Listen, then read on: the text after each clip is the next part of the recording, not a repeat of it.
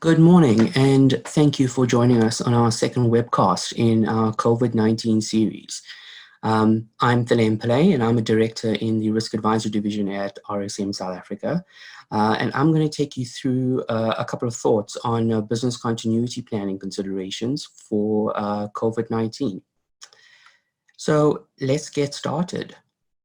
The phrase, "I don't know what I don't know," has never been so true than it is right now when it comes to COVID-19 and the impact that it actually has on business continuity. For many companies, the approach to business continuity is not as robust as it should be in terms of including it into their risk management processes. For those that have reasonably mature business continuity plans, contagious or infectious diseases was not even on their radar. So what has the COVID-19 pandemic done to change this point of view on business continuity risk management? Well, for starters, it has exposed the areas of weakness in continuity business operations that were never considered previously. The C-suite is for the first time strategizing around materialization of a contagious or infectious disease risk event, COVID-19. Given the interdependence of companies in the global economy, the scenario analysis models that are being prepared should be based on a when and not an if scenario. So let's take a look at some of the main areas which you should consider prioritizing to try and minimize the impact on your business continuity during this time. The ripple effects have been sought quite actually wide during this particular time, and it started emerging from January this year, and the repercussions have actually been quite widespread across the globe. So what are some of the main areas that's susceptible here, and how sort of this ripple effect gone through the chains? Well, one of the main areas is actually the global supply chains. And because a lot of global supply chains actually have their manufacturing facilities largely in part in the East, you actually have seen that ripple effect now filter down into various other countries, going into from Europe, which is now, which was previously the epicenter, moving into the US, which is now the epicenter of the pandemic. And it's definitely going to start affecting, if it hasn't affected already, the supply chains from a South Africa standpoint and on the African continent. And it will certainly do so in the months ahead. What we're going to look at here is 5 actions that an organization can actually take to try and protect or increase the resilience from a business continuity standpoint. So the first thing is to develop a crisis communications plan. And the purpose of this is that each person or each party in the business really needs to know what needs to be done and when it needs to take place. The one thing you don't want in a big organization, or in any organization for that matter, is panic during this point in time. And what minimizes the impact of that is a proper crisis communications plan. We'll go into each one a bit more in depth a bit later on. The second thing is to identify your operational essentials. When we're looking at business continuity, especially during this particular, during a pandemic like this, not everything can move to the top of the list. So it's critical that operational essentials are actually identified, because you need to be able to prioritize your business accordingly. People is what really makes our businesses work and makes our businesses tick, which is why it's critical that adequate and appropriate staffing strategies are actually employed. And then the fourth thing that we're going to look at is the implementation of a remote work policy. Some, up until now, has actually been quite foreign to most, particularly in part maybe to tradition, but the paradigm shift is actually taking place. And lastly is then for us to understand vendor dependencies. Before I go into each of these 5 areas, I wanted to take a look at a business continuity planning methodology. But first, what I'd like to do is I'd like to start off maybe with a poll. So if the participants that's on at the moment, if you could please maybe answer these two questions, just in terms of the state of business continuity planning in your organization. And the first thing that we're going to then, the question there is, does your organization have a business continuity plan? And the second question is, are you confident in your organization's BCP to address the challenges of COVID-19? And then we can maybe just talk a little bit about that moving into the business continuity planning methodology. So if you wouldn't mind maybe just sharing your thoughts with me through these answers, that would be great.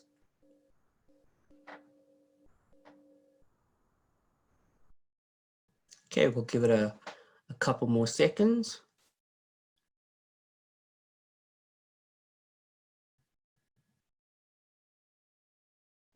Okay, I think that's good. Let's end it there. And let's have a look at these results.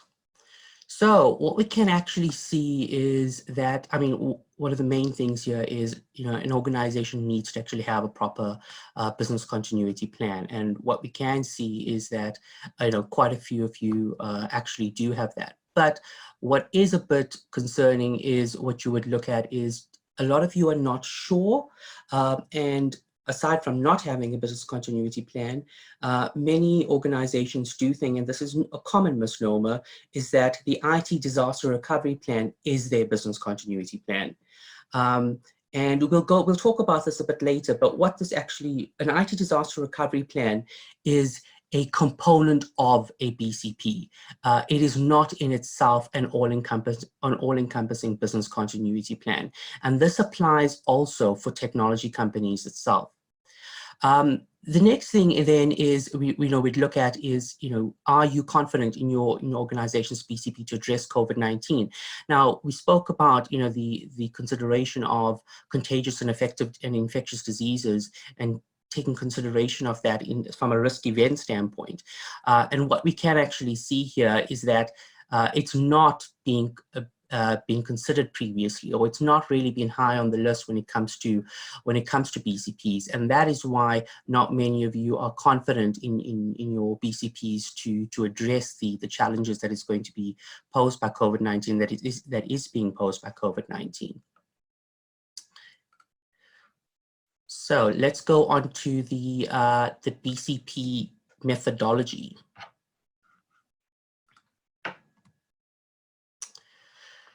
So when you look at a business continuity planning methodology, it really is in terms of 5 phases. And at the outset, you're going to have to develop sort of a program charter.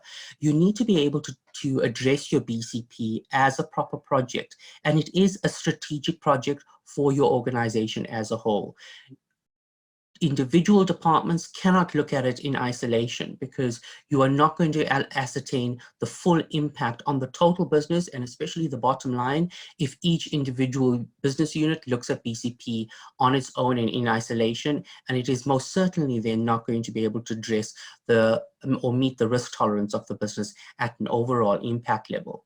So you need to be able to start it off by looking at it as a proper project and managing it like a project. So you would look at it with a program initiation, and you would have proper charter with specific individuals, a proper business continuity project steering committee, and key roles and responsibilities need to be identified and documented and communicated properly. From that, you're going to develop a normal BCP document plan, and this is going to be in the form of project plan. It's not going to be the full-on BCP. This is to be able to say, how do we go about formulating our BCP? Who's responsible for what, where, and how? And key in this is executive support and prioritization. Business continuity planning is something that actually stems from the top. And I say this because it is a key risk area that's been left off board of directors' agendas for a very, very long time. And if it's taken seriously at a C-suite level, you're going to find that culture ripple down into the rest of the organization. And then you're going to, the end result of that is that you're actually going to have a more confident workforce in your BCP.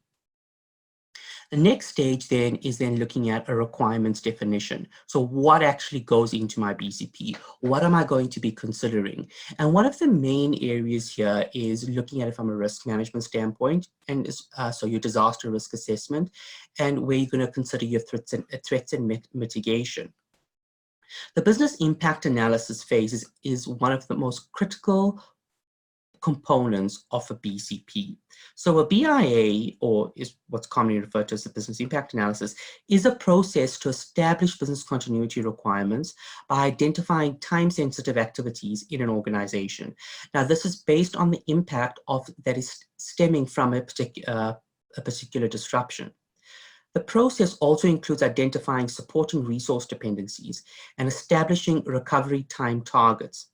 The major outcomes that is associated with a BIA typically include prioritizing the in-scope products and services, which double as a strategic business continuity priorities, that must be protected, and how quickly a product or a service delivery can resume. You need to be able to inventory your business activities and resources to establish what needs to be protected and or recovered following the onset of a particular disruption or a risk event. You need to establish recovery timeframes that help the organization determine when resources need to be recovered and help in prioritizing risk treatment options and selecting response and recovery strategies. One of the other two sort of important aspects in a BIA is a recovery time objective and a recovery point objectives. These are critical in being able to establish how soon can our critical functions come back online. Once you've established or you've done your BIA, that's really where the meat of your business, of your BCP project actually sits. The next part is then coming into doing your strategy determination. And it's commonly said, but people underestimate what a gap analysis actually means in this particular context. And a gap analysis is so important because once you've defined what your requirements are, you need to be able to assess what is your current situation versus what is my standard. And a lot of times people do this the other way around. You cannot start with looking at what your current situation is and then develop your requirements, your requirement definition. You will always fall short should a high or moderate risk business risk event materialize if you go sort of the other way around. So it's critical that you develop your standard first, and your standard is your requirements definition, going into and conducting your gap analysis. When you conduct your gap analysis between process versus capability, you are then going to pick up where your shortfalls are, and you're going to be able to prioritize those shortfalls, because not everything can be addressed in the same amount of time, but you will be able to prioritize it in terms of a high, medium, and low risk priority, and be able to push enough business resources to those priorities in a specific time frame. And it's very important that time frames are allocated to these particular remediation efforts that's going to come about through your strategy determination. The third section in your business BCP methodology is the implementation and documentation. Now, I mentioned earlier, and we saw this when we did the poll, is that you've got IT disaster recovery plans, which is commonly thought of as a business continuity plan. And that is such a misnomer. An IT disaster recovery plan is a component of a business continuity plan, because you need to be, one of the key areas in any business continuity plan is bringing up your IT operations. And I mean, the operations of the business is largely technology dependent in this particular day and age. So an IT disaster recovery plan does probably, contribute, I would say maybe 60% of a proper business continuity plan, but so does looking at things like an incident and crisis management plans, as well as failback considerations. So what if I try and implement a particular disaster recovery solution and it goes horribly wrong? I need to know what is my failback considerations. I need to know what can I roll back to, because not everything works like it should work when you actually test it out. So you need to have a fallback considerations at that point. And then lastly, you need program management and testing.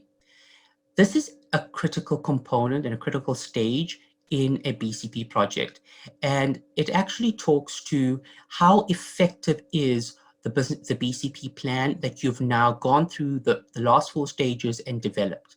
A BCP plan is only as good as it is tried and tested.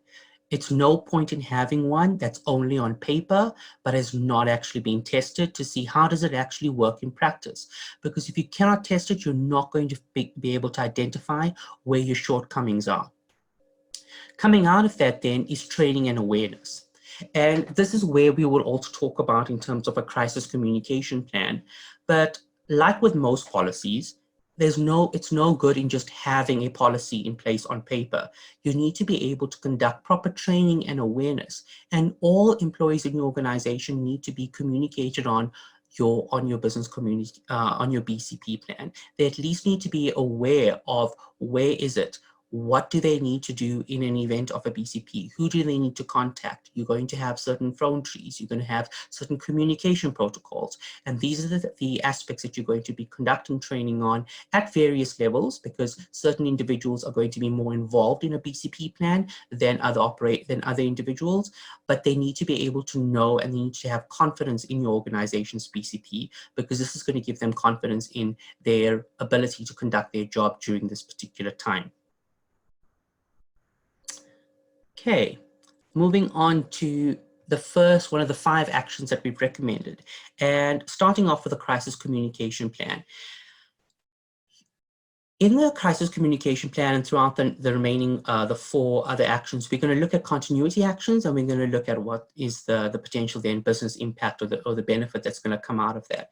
You need to have defined decision makers. Not everybody can actually be talking at the same time when you have in a crisis communication plan. You need to know who are the required decision makers during this particular point in time, who can make critical decisions, and you need to be able to communicate that effectively through to your staff and through to also the various stakeholders in your organization.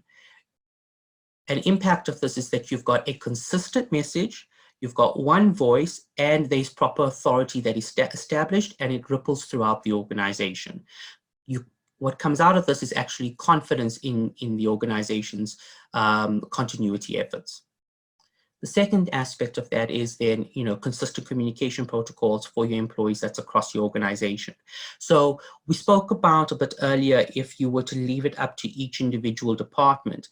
And this is where it sort of falls short, is that you do not get consistent communication protocols then if each individual department in an organization addresses their own crisis communication plan. It needs to be a cohesive effort. And that way you are going to get a consistent communication to all of your employees across your organization. You're going to, in these particular consistent communications, you're going to include things like notification procedures, regularly scheduled updates. This is of critical importance, especially throughout this particular pandemic that we're going through. The landscape and the impact on business continuity, the impact on our ability to continue business in various forms is going to constantly change. And we need to be able to have a BCP that's mature enough to be able to react in a timely manner to these things. So, and your communication protocols need to have regularly scheduled updates, because your employees cannot be left wanting to know, okay, we've now just had a president's address over the last couple of days, and I'm only getting a communication from my employer in a week's time. It needs to be same day, at the very least, the very next morning. It minimizes confusion because everybody's aware of where they stand, what are their requirements, how is the business actually going to operate. It takes the guesswork out of it. And it maintains confidence in the leadership of the organization. The one thing that really does hamper productivity in a situation like this from an employee standpoint is a lack of confidence in leadership and ineffective communication. And a proper crisis communication plan alleviates these aspects. And then looking at as well escalation and de-escalation processes, depending on how bad or does the pandemic actually get, or does it actually start getting better? So, do we need to now de-escalate and amend our guidelines accordingly? And then lastly is then your external outreach.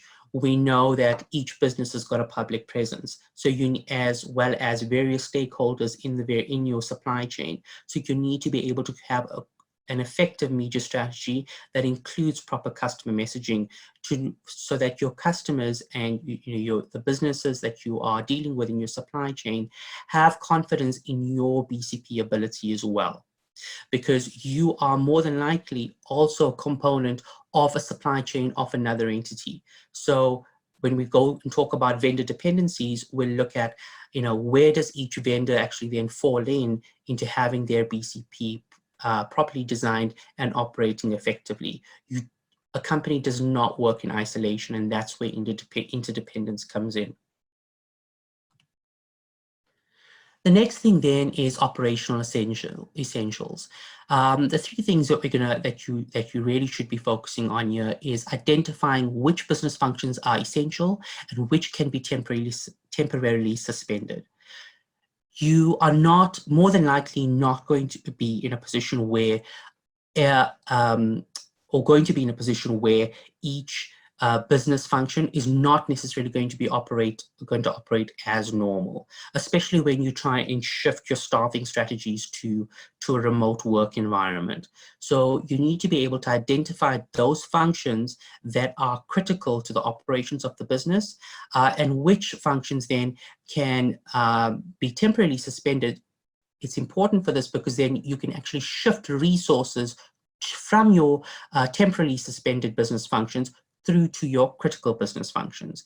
And this is then going to be, it's going to allow enough and sufficient resources to address those critical business functions, so that when you come out on the other side of this, you're actually able to weather the storm. Your business impact is that you're going to need to be able to scale back operations, and this should occur in phases and it should not be done all at once. Because if you do it in phases, you're then going to be able to assess particular problems along the way and adapt accordingly. If you were to do it all at once, you're going to have a higher business impact and a higher impact on your bottom line, and potentially cash flow resources as well, that you're not going to be able to effectively plan for. The other impact here is the suspension of business functions. Obviously, that does not mean a reorganization of your business. It just means that certain business functions, as we've just indicated, need to be temporarily suspended. And then a classification of essential business functions. This is key in including it in your risk analysis. And when we talked about it earlier in terms of a business impact analysis, this is where you would actually identify what those critical business functions are and be able to rate them accordingly. The other aspect is then looking and understanding at the changes in the legal and the regulatory requirements. Coming out of this, you're going to know, well, can you apply for extensions in terms of maybe compliance returns that you would need to be able to submit? Is there potentially penalty forgiveness that you're going to maybe be able to apply for, especially maybe from a tax impact? A lot of fiscal policy models that government economies have actually put out deals with these potential penalty forgivenesses from a tax impact standpoint. And we'll hopefully deal with that further on in our series as well. And then lastly, you need to be able to strategize on how to resume suspended business functions, because those functions that you've suspended will come back online. It cannot be suspended forever. But you need to know exactly how it is going to come back online and a phased approach to be able to bring it back online. It can't come back online all at once, because your resources are not going to be able to handle it all coming back online at once. And then you should be able to partner with appropriate entities and appropriate organizations to consider potential outsourcing. A key aspect here when you're looking at outsourcing, especially in this particular impact and we combining that with remote work, is cloud organizations. The other aspect and actions that we should be looking at is staffing strategies, and we looked at that in our, one of the areas from a labor standpoint and legal considerations previously as well. But we're just going to look at some of the main areas here from a business continuity aspect. And the top of the line here is you need to be able to develop a proper staffing matrix. So what that means is that you need to be able to outline primary and support staff that's needed for each essential business function. We spoke about in the previous slide, just looking and separating your critical business functions from the ones that can be temporarily suspended. And this filters down into your staffing strategies, because when you've identified your critical business functions, you now need to be able to identify your primary staff that actually is then going to support those critical business functions. And you need to be able to have a sort of a high level job functions in a checklist form as to what are the key skills that is required, which employees possess those skills that's going to be able to maintain those critical business functions. The next aspect then is conducting just-in-time training. So this is a concept, and the main gist of it is that it's an approach that gives employees the much-needed information right exactly when they need it. You can think of it as an on-demand service, but more specific for employee training. So they're not overwhelmed by a whole lot of information all at once. They get the information when they need it, and in order for them to be able to address it at the appropriate time, so that your BCP can be effectively implemented. And then you need to be able to look at your employee contract language, and where applicable, you need to be able to engage with union leadership. Especially union leadership is critical when you're looking at business continuity planning. Especially in a country like ours, you cannot leave it to the end. You need to be able to get buy-in from your employees, and especially your union employees. Okay, the last thing then is remote work. So this is essentially has pushed us into the modern workplace. For many companies, not by choice, but nonetheless, it is a paradigm shift for many people. But what we need to look at here is, what are the couple things that is sort of high on the list? So you need to be able to identify staff that can actually work remote versus on site. Now, for many organizations, not every employee is going to be able to work remotely. So, and this then also goes back to what is our critical business functions and what is our non-critical business functions. We need to know which employees can actually work remotely, and when they can't actually work remotely, or it requires certain changes or resources that we need to be able to push or support these employees, you need to be able to know that up front, and then be able to push enough resources to be able to cater for those employees, to be able to facilitate them in working remotely. Because you may actually identify staff that in their current circumstances, they don't actually have the capabilities or the physical resources to be able to work remotely, but they are critical employees to be able to support a critical business function. And that means that you need to be able to provide that from an employer standpoint, and include that in your business continuity planning. It is one of the most important aspects of remote work is an adequate and effective information technology platform. You cannot do remote work without these particular platforms. It certainly is impossible. And you're going to have a massive decrease in employee productivity if you were to try and implement it that way. And so what you need to do is you need to be able to coordinate with your IT team. You need to have appropriate IT infrastructure that can meet the increased demands. And what we're finding here is that you're going to have an increased use of cloud resources. You're going to have an increased use of data resources, because a lot of video conferencing, a lot of collaboration is occurring in the cloud. You are going to be working on a lot of documentation in the cloud. This actually comes through in the form of an increased amount of data costs and an increased amount of bandwidth costs. So you need to be able to ensure that your bandwidth from an organization standpoint can appropriately handle these increased demands in its resources. The other aspect is you need to be able to assess, coming out of the capability assessment of bandwidth and which staff is able to work remotely. You are then going to be able to identify, is there further IT procurement needs that you are going to need in order to support the increase in remote workers. IT staffing levels. When you move remotely, you need to have an appropriate IT support function and appropriate access to that support function. So if you're making use of Teams, like say Microsoft Teams or Zoom, chat-based functionality, create a WhatsApp line, make sure that your you've got an appropriate, fully staffed IT help desk that can fully support the operations of the business and fully support the needs of your employees. Licensing requirements is also critical at this point because a lot of these services are not free. So you need to know how many licenses do you need, what are the appropriate costs, who do the licenses actually need to be distributed to, especially amongst your critical employees.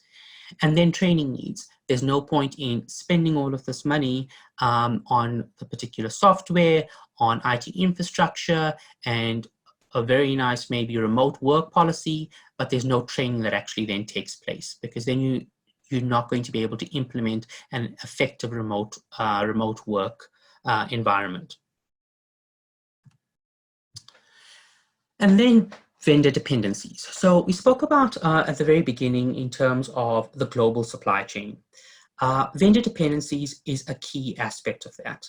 Now, you are more than likely a component in a supply chain. You could be a manufacturer that is now facilitating supply to the end consumers through a number of different organizations. You need to know exactly where do you stand in the supply chain, and for your particular supply chain, you need to identify who are your critical vendors. You cannot mitigate risk when you don't know what the risks are. The same with your vendors. You cannot appropriately address the business continuity risks that your critical vendors pose, or the lack of their business continuity planning measures that impacts your business when you don't know who your critical vendors are. So it's very important that you identify all your critical vendors that is associated with each essential function. Once again, moving back to the beginning and identifying what are the critical business functions of that you have. And the impact of this is that you're going to have there's an effect on the vendor's inability to meet its obligation that will be known to you. So you can plan accordingly for that, and you can appropriately address your potential maybe business interruption assurance capacity, maybe business interruption planning from that standpoint, but also working with your vendors to make sure that their BCP also addresses your BCP risks as well, because you cannot work this in isolation. The next impact there is you able to then prioritize your organization in the delivery of the vendor products or services. So going back to the beginning, when you can say, well, what is critical and what can be suspended, this also then extends down to your vendor dependencies. Certain vendor products or services might be able to be suspended, and you might be able to push those resources and focus on your critical vendors. The next aspect there is be able to understand your vendor continuity strategies. So a BCP plan is exceptionally important from this aspect here.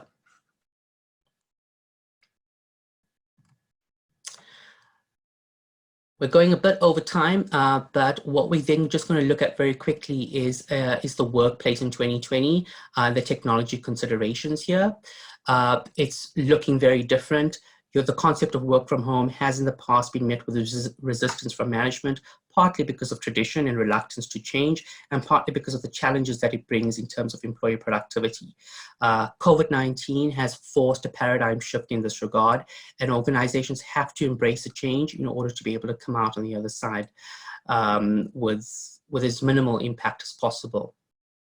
And the main areas of risk here or concerns you're looking at is productivity, you're looking at compromise security in terms of endpoints devices. Cybersecurity risk is a massive risk in consideration and should be taken into consideration from a technology standpoint here, because the business opens itself up to a massive privacy risk from data breach aspect. The other aspect then is scalability. So how big can I actually scale my business, or sort of descale essentially, depending on the resources that we have, and which resources can actually be employed to critical business functions.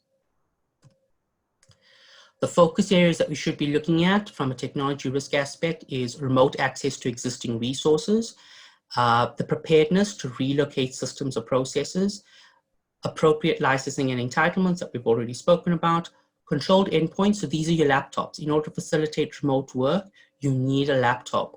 And those are essentially your endpoints: laptops, tablets, mobile phones, etc. And what is the cybersecurity mechanisms around those particular devices, especially when it comes to encryption protocols. Cloud services such as Microsoft 365, we're using, your Zoom video conferencing. A lot of people would be using the Teams module in Microsoft 365. You are communicating and collaborating on a vast majority of documentation. And this, once again, does also open yourself up to potential privacy risks, which you cannot just ignore. And then the last aspect then is, we're just going to tie this up with supporting a remote environment. So you need a virtual private network to be able to access your on-site network, and this requires conditional access and also requires mobile device management, especially when it comes to IT and higher privileged users that is now working off-site. Please consider multi-factor authentication from a security aspect here. You need to be able to negotiate a higher burst or a larger internet circuits with your particular ISP, and to be able to, increase the bandwidth. If you cannot increase your bandwidth, you are going to be able to, you're going to find that, your resources are quite throttled to be able to facilitate a remote work environment. So your productivity is going to really decrease there. Desktops we've spoken about in terms of, making sure that, proper employees have potentially maybe virtual desktops if they can have access to particular endpoints to be able to facilitate remote work. Voice over IP, telephony conferencing, the boardroom's changing. We are going to be able to have, we're having video conferencing, audio visual conferencing. Our meetings are no longer taking place in boardrooms in this particular environment. So you need to be able to have appropriate policies in place as well to be able to ensure professional video conferencing, as well as the capabilities that go along with it. There's no point in just having the facilities there, but the employees actually don't know how to be able to conduct appropriate video conferencing sessions as well.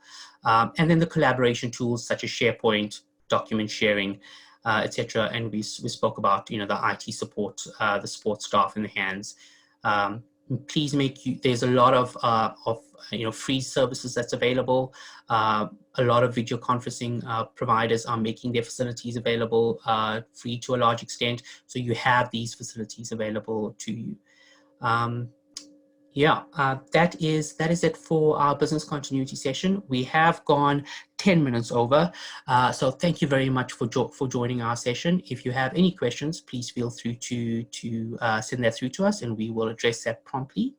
And please attend our next session, which is tomorrow, on the director's roles and responsibilities during this particular pandemic. Take care and stay safe.